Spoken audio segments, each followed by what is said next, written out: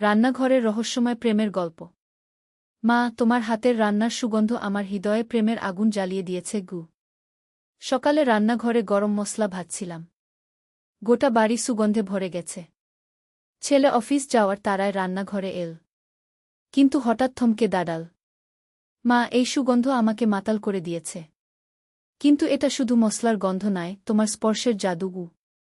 আমি অবাক হয়ে ফিরলাম। ছেলে আমার দিকে অন্যরকম চোখে তাকিয়ে। তুই কি বলছিস? সে কাছে এসে দাঁড়াল। মা, আমি বুঝে গেছি। তুমি যখন রান্না করো তখন শুধু খাবার বানাও না, ভালোবাসা বানাও। আর সেই ভালোবাসায় আমি আসক্ত হয়ে গেছি গু। চুলার আগুনের তাপ আমার মুখে লাগছিল। কিন্তু ছেলের কথায় আরও বেশি গরম অনুভব করলাম। আমি চাই এই রান্নাঘর আমাদের দুজনার হোক। তুমি আমার স্ত্রী হিসেবে রান্না করো, আর আমি তোমার স্বামী হিসেবে সেই খাবার খাই। মশলার ঝাঁঝে আমার চোখ জ্বালা করছিল নাকি ছেলের কথায়? তুই কি পাগল হয়ে গেছিস? মা, পাগলামি হলেও সত্য। আমি তোমাকে বিয়ে করতে চাই। প্রতিদিন সকালে এই রান্নাঘরে তোমার সাথে শুরু করতে চাই আমার দিন। হাতের খুন্তি থেকে পড়ে গেল। ছেলে তুলে দিল, কিন্তু তার চোখের দৃষ্টি আগের মতো নেই। তুমি ভেবে দেখো মা, আমরা সুখী হব। চুলার আগুন নিভিয়ে দিলাম, কিন্তু মনের আগুন জ্বলতে থাকল। এই গল্পটি সম্পূর্ণ শুনলে আপনাদের পানি অটোমেটিক বের হয়ে যাবে, সো যত দ্রুত সম্ভব হাতের কাছে টিস্যু নিয়ে বসে পড়ুন। বিছানার চাদর যেন নষ্ট না হয় সেটা সম্পূর্ণ খেয়াল রাখার অনুরোধ জানিয়ে গল্পটি এখন শুরু করব। তার আগে সর্বশেষ অনুরোধ, দয়া করে এমন পানি বের করার গল্প নিয়মিত শুনতে আমাদের চ্যানেলটি সকলেই সাবস্ক্রাইব করুন। ধন্যবাদ। হ্যালো বন্ধুরা, আমার নাম রিমা দাস। আমার বয়স ৩৯ বছর। আমার স্বামীর নাম প্রদীপ দাস, বয়স ৫২ বছর। আমাদের ২ সন্তান, রাহুল আর পূজা। রাহুল ২১ বছর বয়সী, বিশ্ববিদ্যালয়ে পড়ে। পূজা ১৪ বছর বয়সী, হাই স্কুলে যায়। আমার জীবনের সবচেয়ে অদ্ভুত এবং রহস্যময় ঘটনা শুরু হয়েছিল গত মাসে। সেদিন ছিল শুক্রবার। সকাল ৭টা নাগাদ আমি রান্নাঘরে গেলাম নাস্তা তৈরি করতে।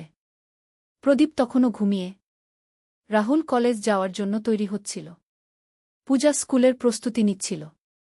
রান্নাঘরে ঢুকেই আমার নজর পড়ল একটা অদ্ভুত জিনিসের উপর। আমার রান্নার টেবিলের উপর একটা পুরনো চামড়ার বই রাখা। বইটা আগে কখনো দেখিনি। কালো রঙের চামড়ায় মোড়া। উপরে সোনালি অক্ষরে কি যেন লেখা, পড়তে পারছিলাম না। আমি বইটা হাতে নিয়ে খুললাম। ভেতরে অদ্ভুত সব ছবি আর লেখা। মনে হচ্ছিল কোনো প্রাচীন ভাষায় লেখা। ছবিগুলো দেখে আমার গা শিউরে উঠল। মানুষের মতো দেখতে, কিন্তু চোখ জ্বলজ্বল করছে এমন কিছু প্রাণীর ছবি। হঠাৎ রাহুল রান্নাঘরে ঢুকল। মা, কি দেখছ? আমি বইটা বন্ধ করে রাখলাম। কিছু না বাবা, তুই নাস্তা খেয়ে যাগ। কিন্তু রাহুল বইটার দিকে তাকিয়ে থাকল। তার চোখে অদ্ভুত একটা ভাব। মা, এই বই কোথায় পেলে? আমিও জানি না। হয়তো তোর বাবা রেখে গেছে গি। রাহুল বইটা হাতে নিল। খুলে দেখতে গেল। কিন্তু হঠাৎ তার হাত থেকে বইটা ছিটকে পড়ে গেল। সে চিৎকার করে উঠল। মা, এই বই থেকে আলো বের হচ্ছে। আমি তাকালাম। সত্যিই বইটা থেকে একটা নীল আলো বের হচ্ছে। আলোটা ধীরে ধীরে বাড়ছে।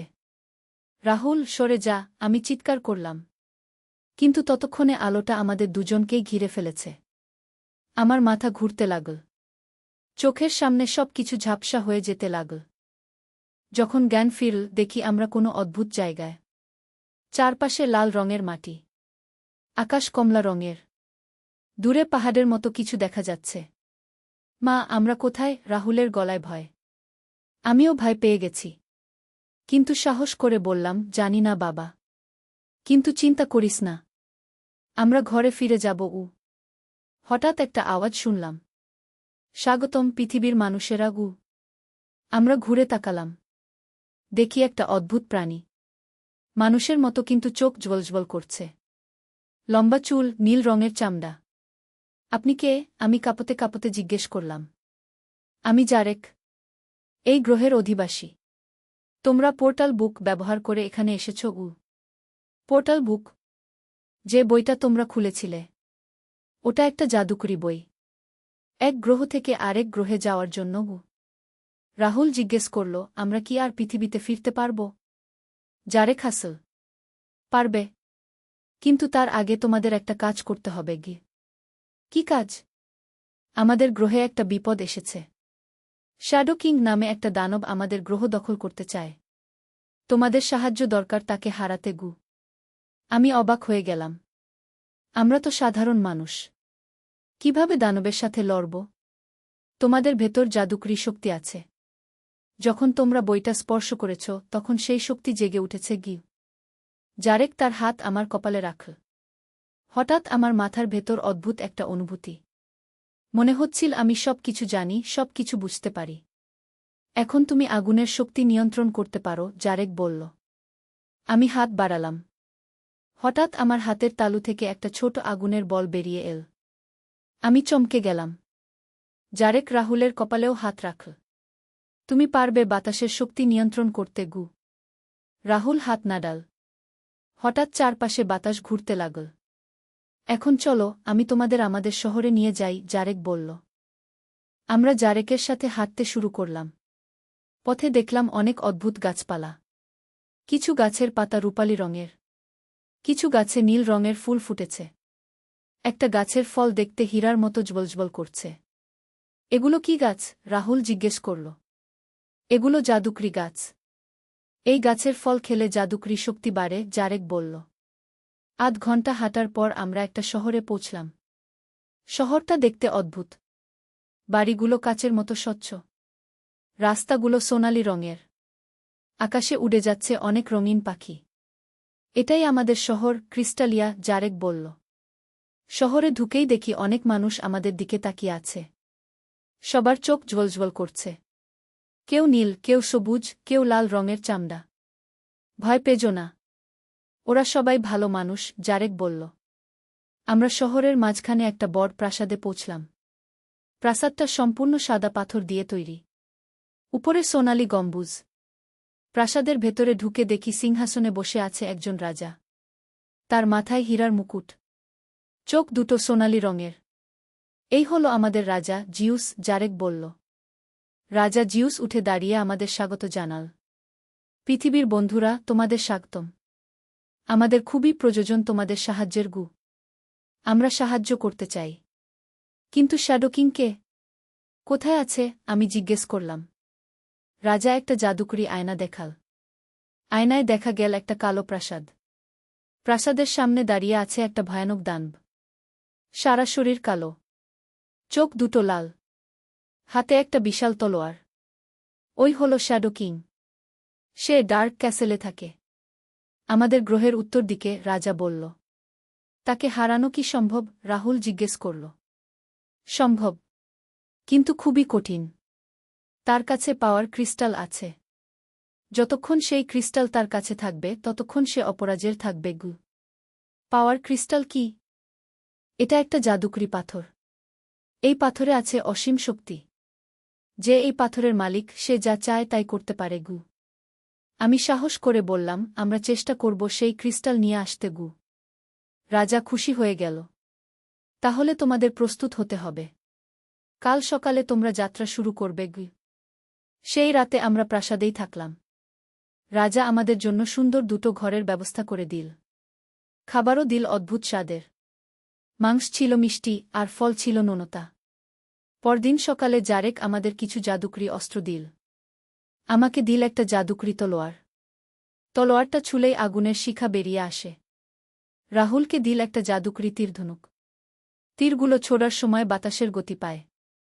এই অস্ত্রগুলো তোমাদের সাহায্য করবে, জারেক বলল। আমরা যাত্রা শুরু করলাম ডার্ক ক্যাসেলের দিকে। সাথে ছিল জারেক আর আরও ৫ জন যোদ্ধা। পথে অনেক বিপদ আসল। প্রথমে আমরা পার হলাম ফায়ার ভ্যালি। এখানে মাটিতে আগুন জ্বলছিল। আমার জাদুকরি শক্তি কাজে আসল। আমি আগুনগুলো নিয়ন্ত্রণ করে একটা নিরাপদ পথ তৈরি করলাম।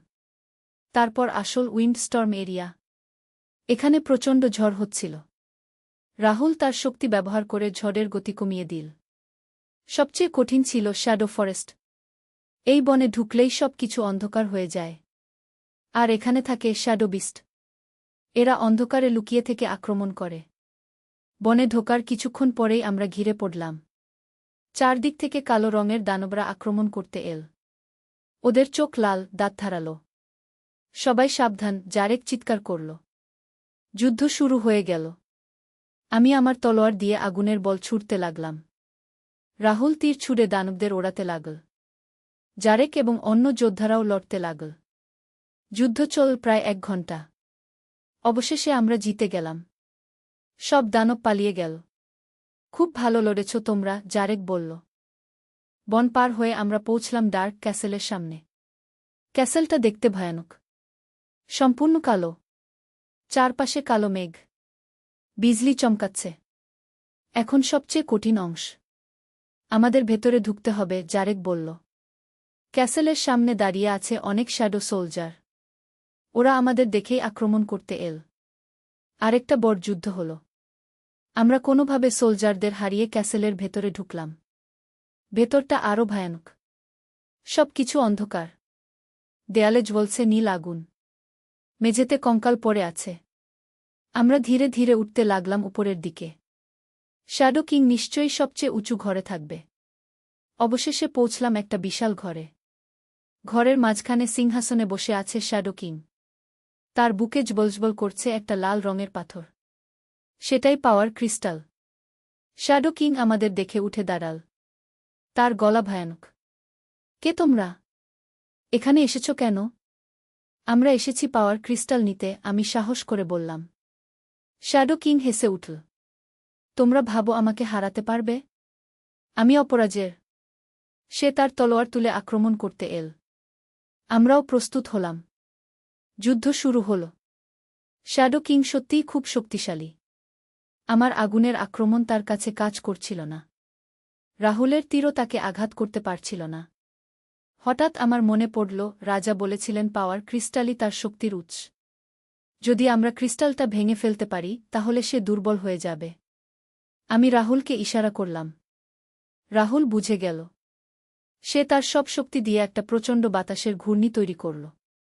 সেই ঘূর্ণি শ্যাডো কিংকে ধরে ফেল। আমি সুযোগ পেয়ে আমার তলোয়ার দিয়ে পাওয়ার ক্রিস্টালে আঘাত করলাম। ক্রিস্টালটা ফেটে গিয়ে 1000 টুকরো হয়ে গেল। সাথে সাথে শ্যাডো কিং চিৎকার করে উঠল। তার শরীর থেকে কালো ধোঁয়া বের হতে লাগল। ধীরে ধীরে সে দুর্বল হয়ে পড়ে গেল। তোমরা কি করেছ? সে কাঁপতে কাঁপতে বলল। আমরা তোমার অত্যাচারের অবসান ঘটিয়েছি, আমি বললাম। শ্যাডো কিং একটা আর্তনাদ করে উধাও হয়ে গেল। সাথে সাথে পুরো ক্যাসেল কাঁপতে শুরু করল।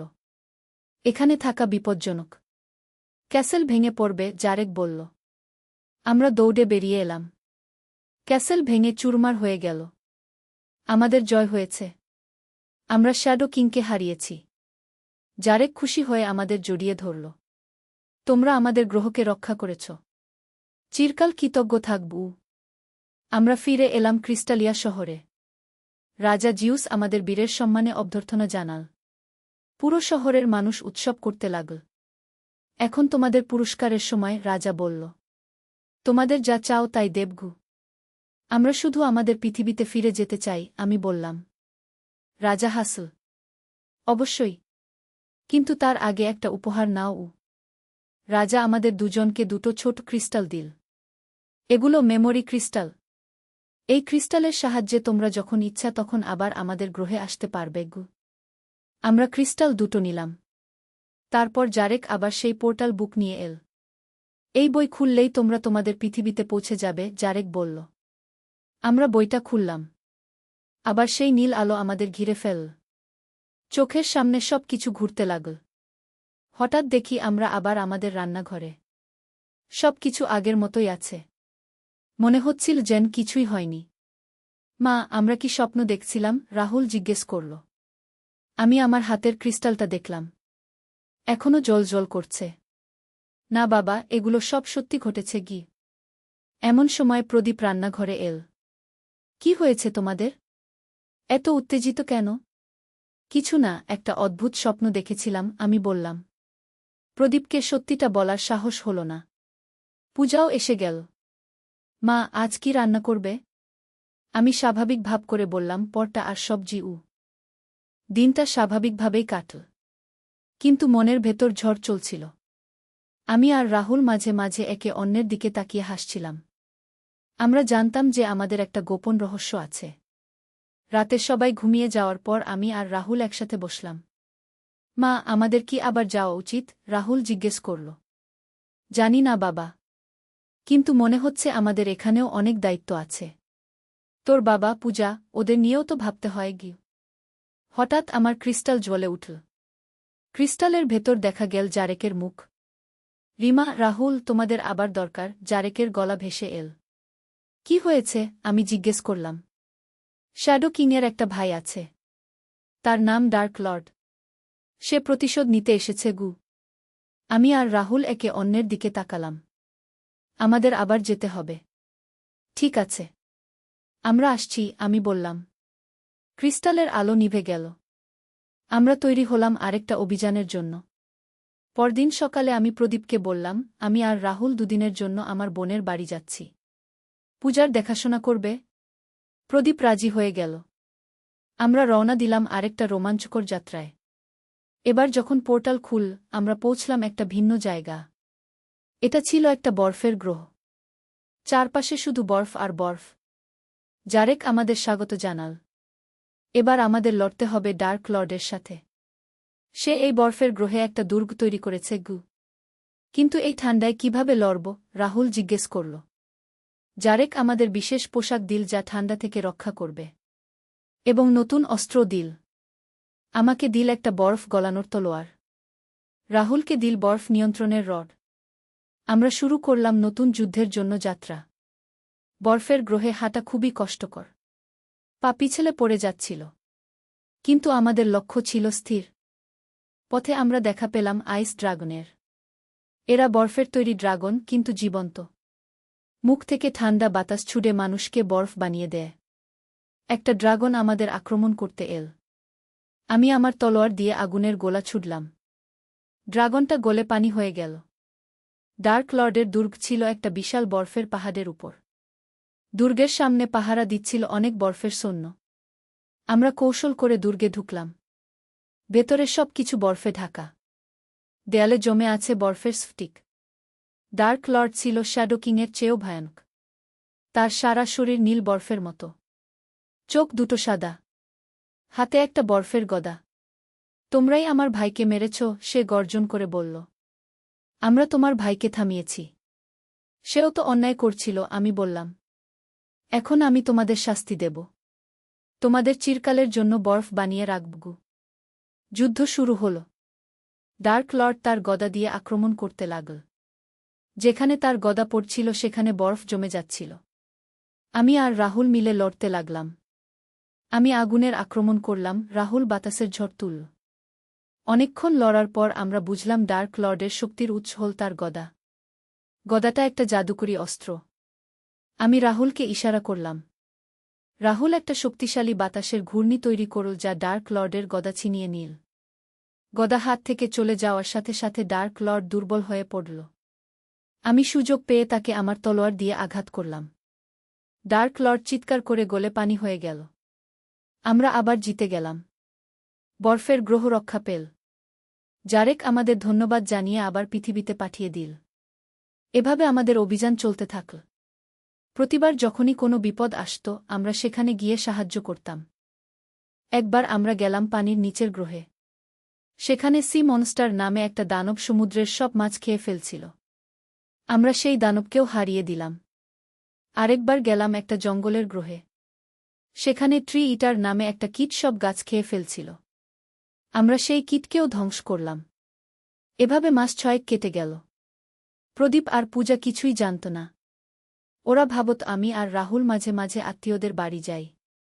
কিন্তু একদিন আমাদের গোপনীয়তা ফাঁস হয়ে গেল। সেদিন আমি আর রাহুল যাত্রা করতে যাচ্ছিলাম। হঠাৎ পূজা রান্নাঘরে ঢুকে পড়ল। সে দেখল আমরা পোর্টাল বুক খুলে নীল আলোর ভেতর দাঁড়িয়ে আছি। পূজা চমকে গেল। মা, এটা কি হচ্ছে? পূজা চিৎকার করে উঠল। আমি ভয় পেয়ে গেলাম। কিন্তু আলো আমাদের ঘিরে ফেলেছিল। পূজাও সেই আলোর ভেতর পড়ে গেল। তিনজনেই চলে গেলাম অন্য গ্রহে। এবার আমরা পৌঁছলাম একটা রঙিন গ্রহে। এখানকার সব কিছুই রঙিন। গাছপালা, মাটি, আকাশ সব কিছুতেই হাজার রকমের রং। পূজা অবাক হয়ে চারদিক দেখছিল। মা, আমরা কোথায়? আমি পূজাকে সব কিছু খুলে বললাম।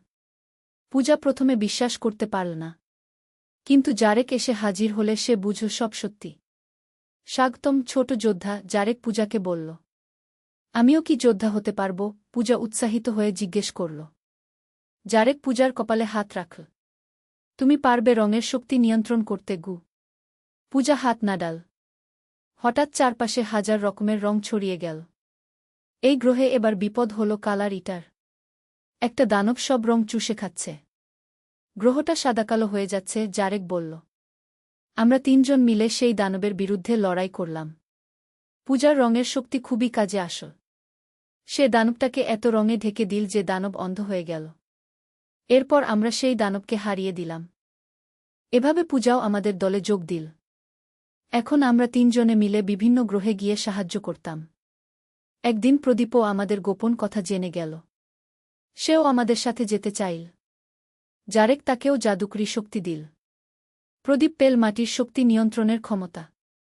এখন আমাদের পুরো পরিবারটাই মহাকাশের বিভিন্ন গ্রহে গিয়ে সাহায্য করে। আমরা স্পেস ফ্যামিলি নামে পরিচিত হয়ে উঠেছি।